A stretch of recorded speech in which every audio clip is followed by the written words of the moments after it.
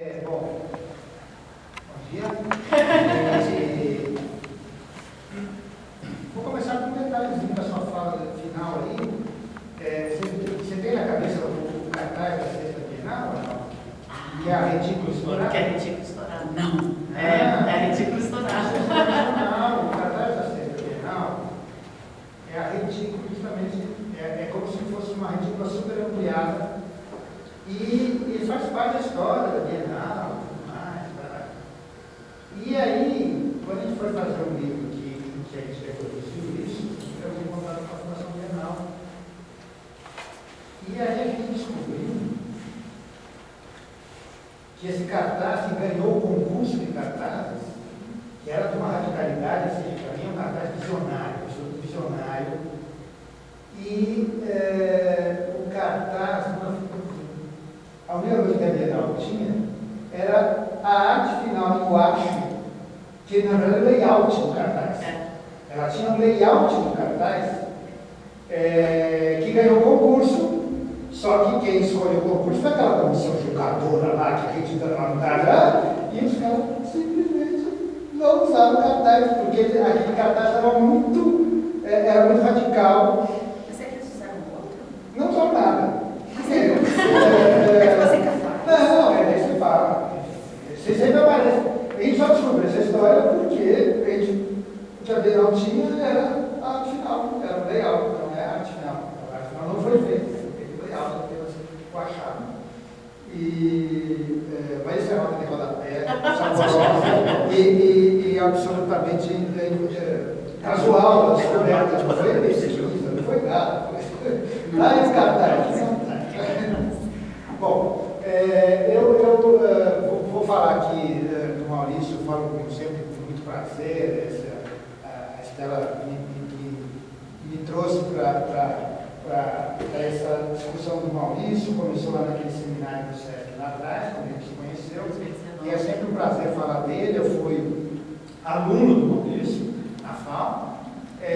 Cheguei o meu trabalho final de graduação orientado pelo Maurício, que era um orientador assim, muito bom. Ele falava tudo que a gente fazia era muito bom. Era ótimo, né? Claro, então, foi com ele que eu fiz o meu trabalho final de graduação, e depois fui colega dele durante anos, como docente do grupo de disciplinas que se chama até hoje, Grupo de Disciplinas de Programação Visual, da FAO. E éramos então os arquitetos designers, né? Que praticamente, quando eu entrei lá, não vou saber, não vou ter certeza se todos eram arquitetos, todo mundo. Ou se eram todos, eram quase todos arquitetos. A Renina, arquiteta. Enfim, mas era assim, a maioria esmagadora era arquiteto.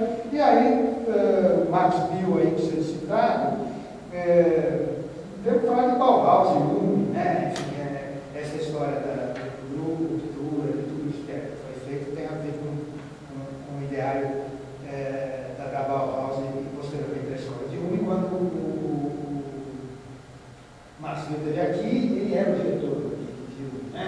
Acho que na estada dele, ele devia estar ocupando a direção do Lume com aqueles. eu acho que, na verdade, eu acho que o UME não tinha inaugurado ainda, acho que o UME inaugura em 54, eu acho, oficialmente, mas eles estavam formulando Tá bom. Tá. Mas é ali porque, na verdade, até onde eu sei, a escola abriu oficialmente, mas eles já estavam agregando alunos um pouco antes, mas ele estava na formação.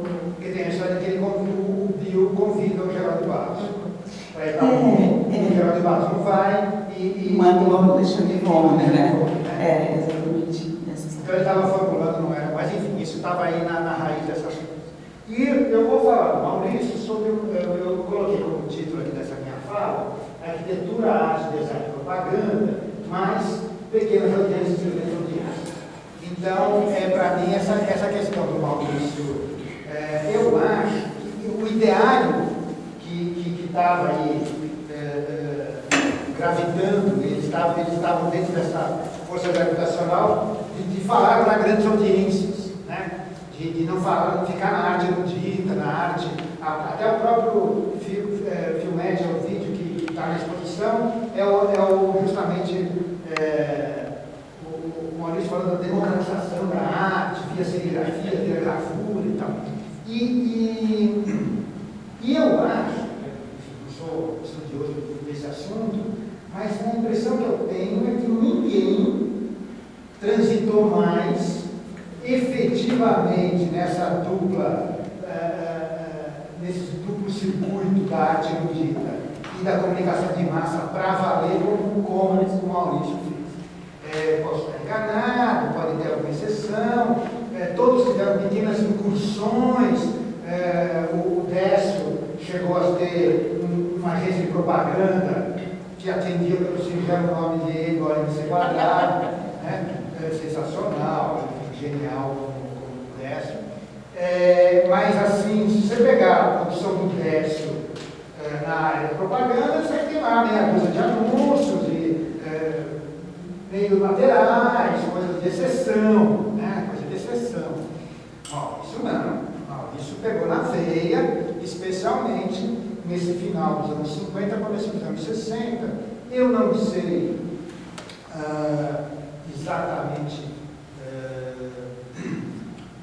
como que ele caiu no circuito da Alcântara Machado, mas eu acho que é isso que explica todo esse vínculo dele com a comunicação de massa.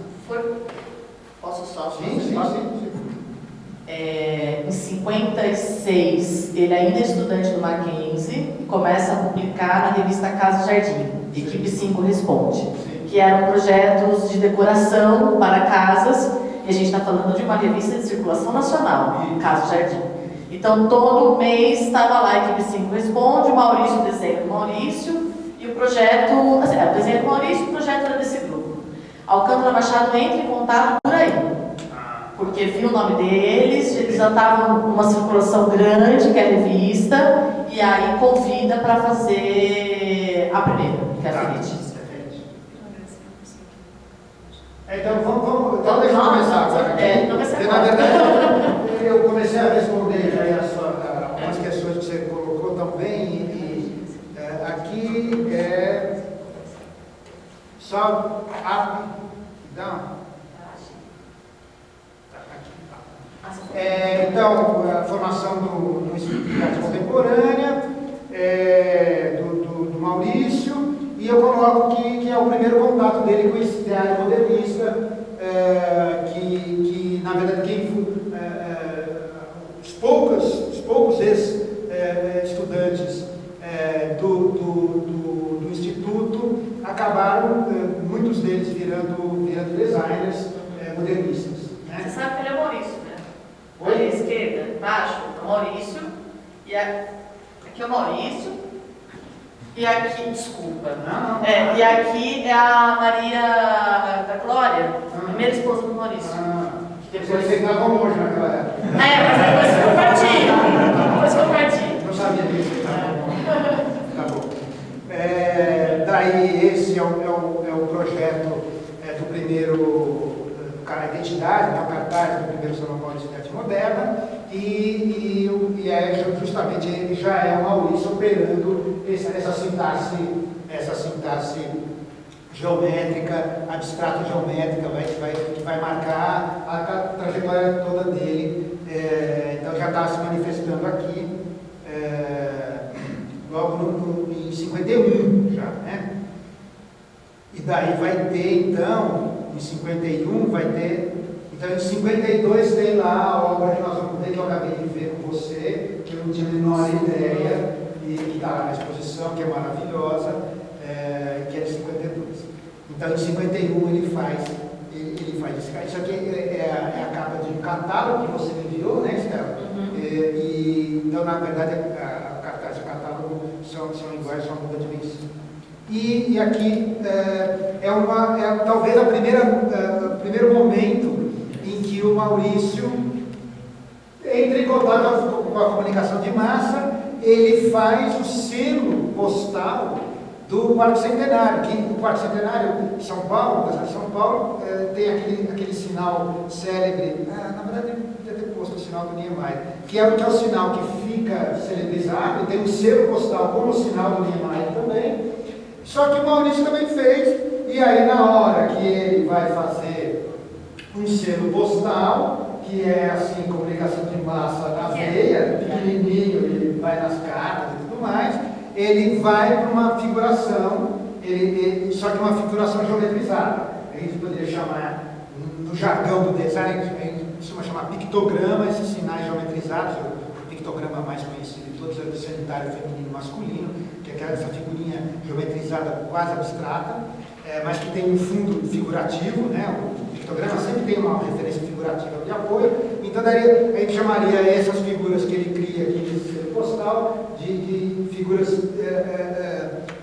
pictográficas, vamos dizer assim, parece um pictograma da igreja e do arranha-céu, que é o centenário, o quarto centenário de seus 400 anos de São Paulo, começa na igrejinha, então o picto da igreja, e chega no arranha-céu, o picto do arranha-céu. Então, ainda que ele já tem uma geometrização, já forte, mas ao mesmo tempo ele vai para a referência figurativa. Nós estamos em 54, então ele já está aí botando um selo em circulação. Esse é pouco conhecido, né? Esse selo como a autoria dele. Chico, o selo, o concurso, ele ganha em 52. Ah, é? Então, na verdade, isso aqui é 52. É 52. Ele só foi produzido em 54. Certo. Mas o concurso é de 52. Puxa, ele já estava. Então, ele, quer dizer, o Instituto, ele absorveu aquilo lá. Foi, na veia. Incorporou na veia, na veia. começou a praticar e já no padrão deles, né? E aqui o salão, já em 57, que daí já é a abstração total. Eu adoro esse cartaz ele foi usado e tem uma foto do Willis de Castro. Tem uma foto do Willis de Castro na frente de um tapume, né? Que tem um monte desse cartaz, isso é lindo. Enfim, esse cartaz aqui, isso aqui é um redesenho digital. Vocês têm esse cartaz lá? Tem? Não. É um sonho, né? Se eu tivesse, já tinha reproduzido isso, vendendo aqui, ó. Ah, mas eu tenho um redesenho digital. Você tem? Eu tenho, fiz isso natural. Então eu vou fazer. Peguei esse canzinho, sem vergonha, desenhei. Eu imagino seu desenho sem vergonha, assim. Eu estou falando da sua primeira encomenda. Chico, coisa do Instituto vai querer também. E eu já desenhei também natural, porque se quiser, você já faz Então, vamos fazer. Faz tempo que eu fiz isso, pode ser que eu tenha sonhando. Não, mas não fiz. E aí, a informação que a Estela me trouxe há um mês, quando ela me convidou aqui para ela, foi isso, né? Foi. Mandou um e-mail me convidando para esse encontro aqui. Você me falou, eu acabei de descobrir que a Noigandres 2 é do Maurício, não sabia. A Noigandres foi a grande revista aí do trio concreto, aí, o Augusto, o Haroldo e o Décio, nos anos 50, né?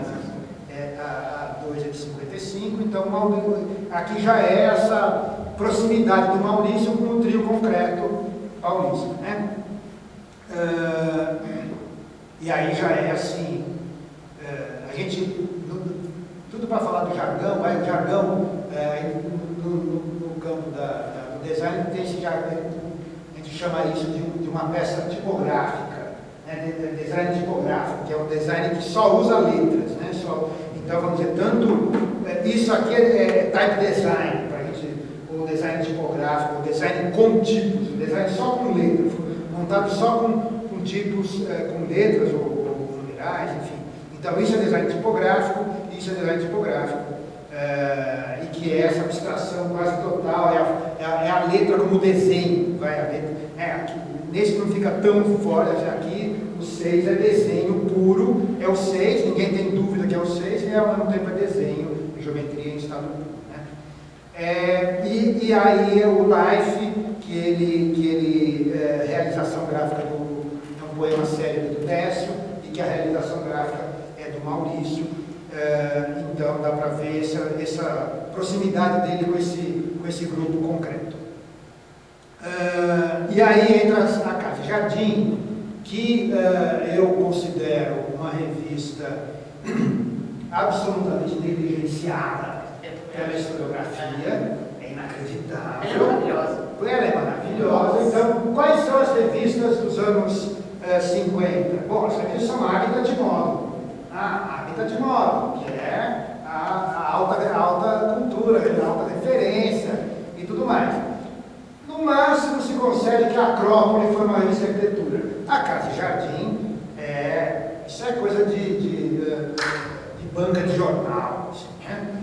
E na verdade a Casa e Jardim, a meu ver, é uma revista espetacular, porque ela justamente enfrenta o desafio de pegar o ideário modernista e fazer ele circular por uma plateia não modernista e não arquiteta, né? Não é só para a plateia de modo e realidade, é para o circuito erudito. Casa e Jardim é para a banca de jornal. E aí, os projetos, a revista, é sensacional. E, no entanto, como ela está na banca de jornal, é coisa menor, né? Então, praticamente ninguém fala, não é falada, Casa e Jardim. E está aqui a equipe 5, então, isso eu até escrevi, voltada à difusão da arquitetura moderna para plateias mais amplas do que de arquitetos ou de modernistas em geral, né? E a equipe 5, então, é isso. As pessoas mandavam cartas para a Casa e Jardim dizendo assim: minha casa é assim, como é que eu faço para deixar ela bacana? E a equipe 5 respondia, né? E a equipe 5 está aqui, e o Mauricião está aqui. E olha, onde está todo mundo olhando? Porque o Maurício está desenhando, né? Quer dizer, quem é que dá o tom aqui? É o Maurício, né? E as pinturas são do Maurício. E as pinturas aqui e aqui é Maurício. Então, a equipe 5 pelo Mamute, né? Não, o texto não era dele. Isso. Maurício não era dado a dele, não era dado a esse. Mas o texto também é assim: uma casa para você, devia ser. More bem na casa feita para você. More bem na casa feita para você. Mas é o Maurício que está aí no comando. E aí, prepare-se, vocês vão fazer, prepare-se. Esses eram os desenhos que ilustravam as respostas da equipe 5. E aí eu vou me perguntar: quem é que fazia esse grau de desenho numa revista de comunicação de massa? Só essa sequência de desenho, na verdade eu não sei quem faz, eu acredito que esse é o desenho. É Maurício. É Maurício. Assim, eu considero esse desenho aqui, eu vou falar esses porque eu botei mais de 3. E é duas folhas, né? É dupla, às vezes nem sempre. Eu estouraria na dupla todos, né? Assim, eu botei esses 3. Assim, é inacreditável. E aí você falou da cor, e é colorido. É desenho de arquitetura modernista colorido, né? Então, isso aqui é uma... Olha, eu faria uma exposição. Só Reúne tudo, escaneia da revista. Tem a foto é a coisa inteira. Tem. Desenhos originais? Não, da revista. Revista. Os desenhos originais Da revista. não tem ideia do original. Não tem ideias. A gente tem alguns estudos, né? Sim, mas não. Agora, eu dedicaria uma exposição só a esses desenhos reproduzidos das revistas. Assim, são demais. Eu não sei quantos foram feitos, assim, mas isso aqui são revistas minhas, deve ter, sei lá, eu acho que eu devo ter meia dúzia. Eu acho que não é mais de 10. Acho que porque é uma por mês, né? Então... Bom, mas enfim, então isso aqui é Mauricião, só para vocês entenderem de quem ele está falando. E aí entra Alcântara Machado aí para responder. Quem é Alcântara Machado? Foi uma mega empresa que existe até hoje, existe, né? Fez uma Anhembi. Eles venderam, né? Venderam, isso mesmo. Era uma mega empresa promotora de grandes eventos, a ponto de depois ter estado à frente da gestão do Anhembi. E ela cria esses 5 grandes eventos. A FENIT, o Salão da Criança, a modelo de atividades domésticas, e a Feira de Mecânica, e o quinto é o Salão Automóvel. Então, esses 5 grandes eventos, desses 5 grandes eventos do Alcântara Machado, e aí, eu vou falar dos grandes eventos, 4 têm a identidade feita pelo Maurício. E o que foram a FENIT, a UDEF, o Salão da Criança? Foram fenômenos de massa que eu não sei o que a gente poderia comparar com uma coisa hoje. Levou há cerca de meia dúzia de anos, eu fui desde a minha infância, eu não ia para Salão do Automóvel, e eu fui no Salão do Automóvel, que fica é entupido de gente, você tem é um lugar gigantesco na Zona Sul, enfim. Então ele continua sendo um Salão do Automóvel que sobrevive com uma superpotência. Mas era assim, eu, na minha infância, o Salão da Criança é obrigatório. Eu escolhi o Salão da Criança, assim, era uau, essas coisas. Não, imagina, era da Bienal. Aqui no prédio da Bienal. Inteiro. As empresas todas que trabalham com criança, com produtos da criança. Capitalismo na veia, né? Assim. E aí você brinca, leva papelzinho, ganha brinde, e não sei o que, sair assim, né, com um sorriso, assim, fora a fora. Então você imagina a Bienal, o edifício da Bienal. Não é assim, não é um salão, é o edifício da Bienal. São as retículas. São as retículas, a superposição é o trio do Bauhaus. É o Bauhaus, aqui, no Salão da Criança. E eu amava aí o Salão da Criança. O Salão da Criança no início dos anos 60, eu até fiquei pensando assim, eu fui, seguramente, eu devia ter 7 anos, 8 anos de idade, sou de 55, os primeiros salões são de 60 e pouquinhos. Sim. Não, mas pode ser. Eram eventos de massa espetaculares, eu não me lembro, eu sou filho de uma família que tem pais com curso superior, eu não me lembro de ir a um museu na minha infância, e eu me lembro dessas feiras, porque era a classe média, ia em peso, classe que não frequentava o museu, entrava na Bienal com o Salão da Criança todo dia. Lembra aquele conjunto de fósforo que você encontrou? Sim, tá aqui. Que tem o calendário, né? Isso. Da anual. Então agora eu vou tocar rapidinho, porque eu estou indo. Então esse aqui é um anúncio da primeira FENIT, na revista Cruzeiro, a página inteira da Cruzeiro, que era a principal revista da época no país. Um cartaz que eu psicografei acreditando que era do Maurício. Não vou nem contar muito dessas histórias. Aqui um exemplo de uma flâmula, que é material promocional. Aí é comunicação de massa, tem flâmula, você sai, tem chapéuzinho, tem tudo. Assim, era uma festa absoluta. E aqui um anúncio que não está assinado, mas que eu atribuo seguramente ao Maurício. Um anúncio na revista de versões escolares, de versões juvenis, que não é chamado de versões escolares, é chamado de versões de infância, que era da Abril, era a revista da Abril voltada para a criança, que eu fui leitor de versões escolares e de versões juvenis, e ele põe uma helvética junto com uma escrita, então isso é uma escrita infantil. Então, para mim, isso aí, o trio de cores da Bauhaus foi o balão do signo da criança. Então, isso aqui, esse anúncio para mim resume um pouco essa circulação de um repertório erudito, colocando ele numa rede, numa circulação, outra, que eu continuo achando que ninguém fez nessa escala. Que eu conheço, que eu fiz um exercício de tentar lembrar. Porque tinha os jornais também, né, Chico? Jornais, né? Então, o Jornal do Rio, o Jornal de Brasília, o Jornal de São Paulo, tem as imagens. Então, eu vou aqui. Aqui é um brinde, que é assim. O nome técnico disso seria brega, né? E aqui está Maurício, sou Maurício, só não está aqui. Que é o Salão Automóvel e é FENIT, a mecânica ao mesmo da criança. Isso é uma caixona de fósforo, assim, enfim, aí é vida real total. E aqui um anúncio do Maurício numa revista erudita, que é a revista Senhor, de Cultura, um anúncio de tecelagem, que eu fiquei achando que essas casemeiras de qualidade de Santa Branca deve estar gravitando no Alcântara Machado. Deve estar gravitando. Estou tentando, faz 3 anos o plano acerto deles.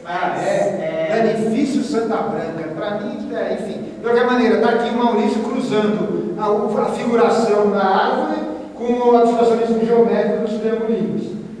Num anúncio, mas aí a plateia disso aqui é uma plateia grande, mas é uma plateia erudita. Quem comprava isso, o senhor, não era casa de jardim, o senhor era mais restrito.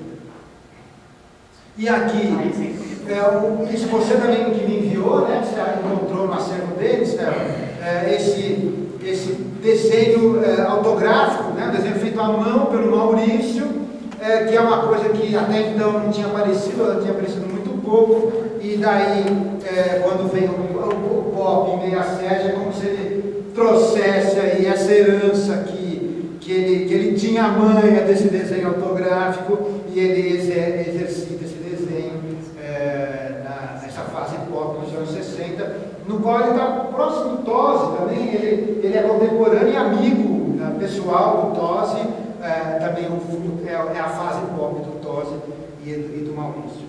Eles são amigos próximos, né? Bem próximos. E aí, nos anos 70 e 80, ele retoma o abstracionismo geométrico, e aí segue. É uma abstracionismo geométrico que usa muito esse recurso da sugestão de tridimensionalidade, é o termo em francês, é o trompe-l'œil, né? Enganar o olho, e esse é um recurso recorrente. Nós temos gosto pelos trompe-l'œil, né? Esse tipo de sugestão de tridimensionalidade no bidimensional. E aí são as revistas estão aqui em cima, né? Estão expostas em vitrine.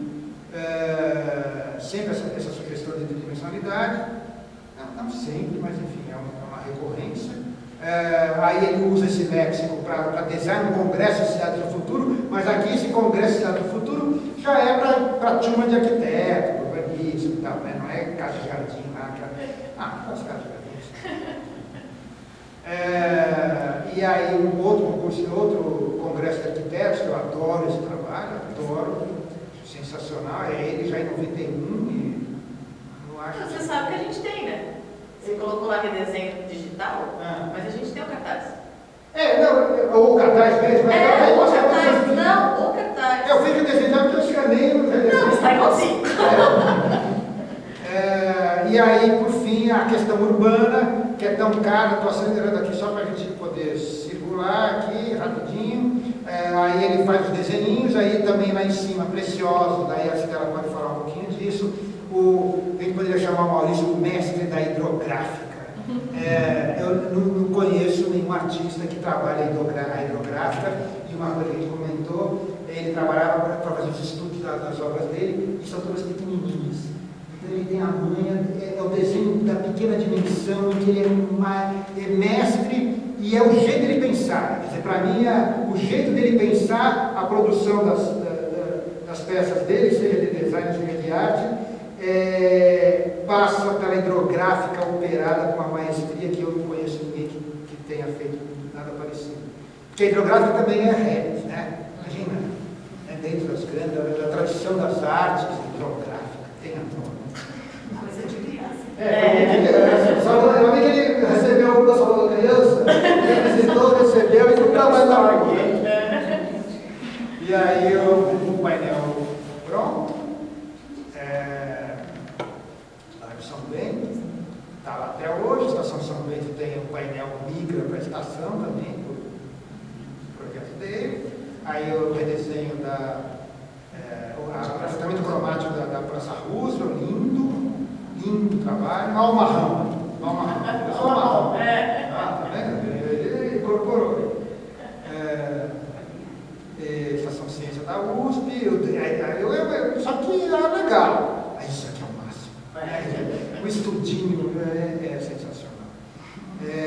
Daí aqui, a estação do metrô, e aí o estudinho. Hidrográfico. O Paraná.